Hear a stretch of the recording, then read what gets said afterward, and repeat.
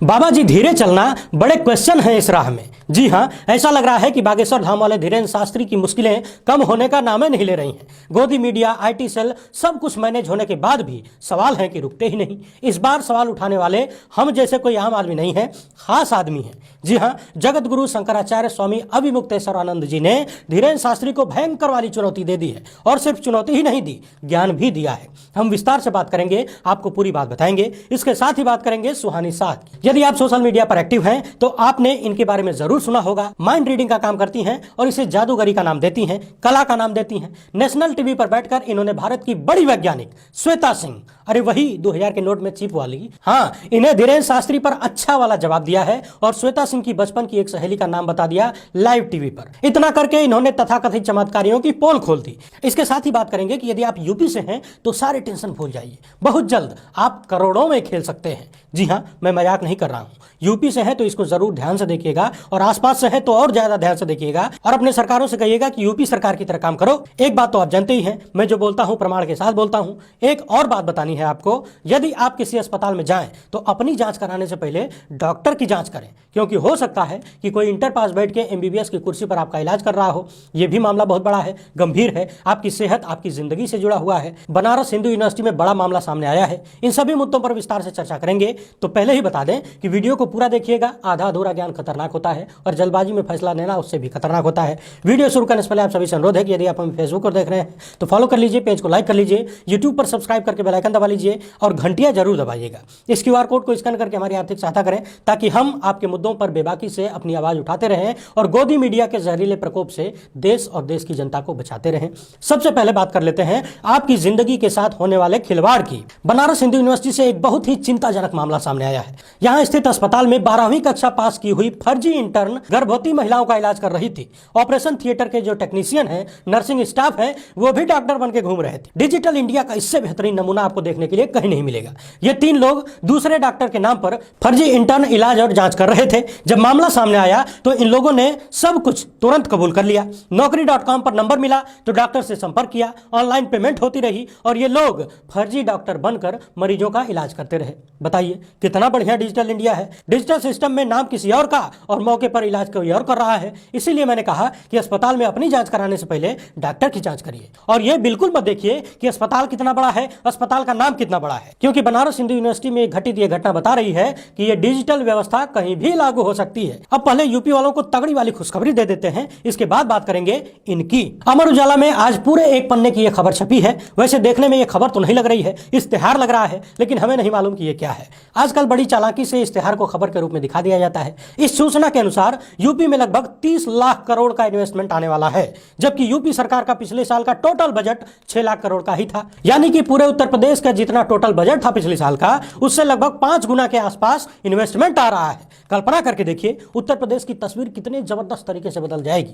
वैसे सोचने वाली बात है कि यूपी में लगभग 6 सालों से बीजेपी की सरकार है। कितना अच्छा होता यदि पिछले 6 सालों में आए हुए सारे इन्वेस्टमेंट और उससे जनता को मिलने वाले अभूतपूर्व लाभ की जानकारी दे दी जाती। मगर पुरानी बातों पर मिट्टी डालिए। फिलहाल इस खबर के अनुसार यूपी बहुत जल्द जापान को पिछाड़ने वाला है, पीछे करने वाला है। अच्छा, यूपी के ही बांदा जिले से ग्राम पंचायत भुजरख क्षेत्र तिंदवारी का ये उच्च प्राथमिक विद्यालय है। यहाँ के एक व्यक्ति ने हमें मैसेज किया और अपनी समस्या उठाने का आदेश हमें दिया। जी हाँ, ये आपका आदेश ही है। उनका कहना है कि इस विद्यालय में 3 साल से कक्षा 6, 7, 8 में गणित के टीचर नहीं है। सोच कर देखिए, 3 साल से गणित के टीचर नहीं है। यहाँ के बच्चे किस तरह से पढ़ाई करते होंगे और उनका विश्व गुरु में क्या योगदान होगा। अब गांव वालों को कौन समझाए कि पढ़ लिख के क्या करोगे। इतना ज्यादा इन्वेस्टमेंट आ ही रहा है उत्तर प्रदेश में, पूरे उत्तर प्रदेश की तस्वीर बदलने वाली है और तुम्हें गणित के मास्टर की पड़ी है। बताओ, गजब के स्वार्थी लोग हैं। देश हित के बारे में कुछ सोचते नहीं है लोग। अभी गणित का मास्टर मिल जाएगा तो तुम्हें गणित आ जाएगी, और गणित आ जाएगी तो लगोगे हिसाब किताब मांगने। वैसे एक बात और है, आपके स्कूल में गणित का अध्यापक कब मिल पाएगा, यह सिर्फ एक आदमी बता सकता है।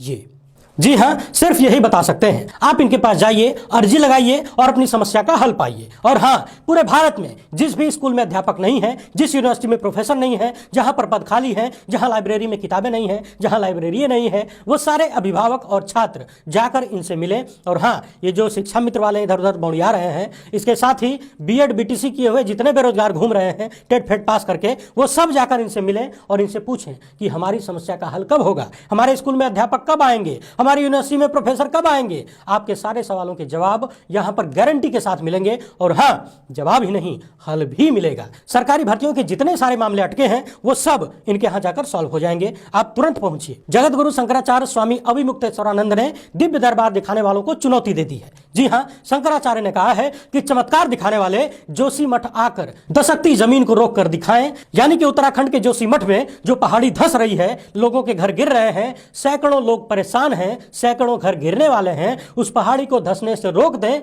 तो हम आपके चमत्कार को मान्यता देंगे। इसके साथ ही जब शंकराचार्य जी से धर्मांतरण के मामले पर बात की गई तो उन्होंने कहा कि धर्मांतरण के पक्ष में बोलने वाले और इसके विरोध में बोलने वालों के पीछे धार्मिक कारण नहीं है, इनके पीछे राजनीतिक कारण है। हमने पिछले वीडियो में भी कहा था। एबीपी न्यूज की इस खबर को देखिए, लिखा है दिव्य दरबार को लेकर शंकराचार्य ने यह भी कहा कि वेदों के अनुसार चमत्कार दिखाने वालों को मैं मान्यता देता हूं, लेकिन अपनी वाहवाही और चमत्कारी बनने की कोशिश करने वालों को मैं मान्यता नहीं देता। शंकराचार्य ने दिव्य दरबार लगाने को लेकर कहा, भविष्य हमारे यहाँ ज्योतिष शास्त्र के अनुसार फलादेश होता है। हमारे यहाँ जो ज्योतिष है वो त्रिस्तकंद माना गया है। शंकराचार्य ने कहा कि ज्योतिष शास्त्र के आधार पर अगर वहां कोई भविष्य बताया जा रहा है और वह शास्त्र की कसौटी पर है तो हम उसे मान्यता देते हैं। धर्म गुरुओं की ओर से कही गई बात शास्त्र की कसौटी पर कसा हुआ होना चाहिए, मनमाना नहीं होना चाहिए। शंकराचार्य जी ने यह भी कहा कि मनमाना बोलने के लिए ना तो हम अधिकृत हैं और ना हम मनमाना कहते हैं। अब बात करते हैं सुप्रसिद्ध माइंड रीडर सुहानी शाह की। आज तक के कार्यक्रम में सुहानी शाह ने कहा कि मैं वही काम करती हूं और मेरे जैसे बहुत सारे जादूगर वही काम करते हैं जो बागेश्वर वाले महाराज करने का दावा करते हैं और उससे भी बहुत कुछ ज्यादा करते हैं। मगर यह कोई चमत्कार नहीं है, यह एक कला है। जैसे डांसिंग, पेंटिंग, संगीत, यह सब एक कला है, ठीक उसी तरह से यह भी एक खूबसूरत कला है, माइंड रीडिंग। इसके साथ ही सुहानी शाह ने यह भी कहा कि अगर हमने ये बता दिया कि हम ये कैसे करते हैं तो यह न सिर्फ हमारे लिए, न सिर्फ बागेश्वर महाराज के लिए, बल्कि पूरी दुनिया के सभी जादूगरों के लिए अच्छा नहीं है। कुल मिलाकर माइंड रीडिंग का काम करने वाली सुहानी शाह ने कहा कि हम वो सभी चीजें कर सकते हैं लेकिन ये नहीं बताएंगे कि कैसे करते हैं, और ये कोई चमत्कार नहीं है, ये एक कला है। इसके बाद उन्होंने आज तक की न्यूज एंकर श्वेता सिंह के बचपन की एक दोस्त का नाम लाइव कार्यक्रम में बता दी और श्वेता सिंह ने यह भी कह दिया कि मैं इस दोस्त से काफी दिनों से नहीं मिली हूं, मेरा कोई संपर्क भी नहीं है, फिर भी आपने कैसे बता दी। यानी कि सुहानी शाह के अनुसार जादूगर जिसे माइंड रीडिंग की कला कहते हैं उसे बाबा लोग चमत्कार का नाम देते हैं। समाजवादी पार्टी के नेता राजीव राय ने कहा है कि पत्रकार के खानदान का डिटेल बताने वाले बाबा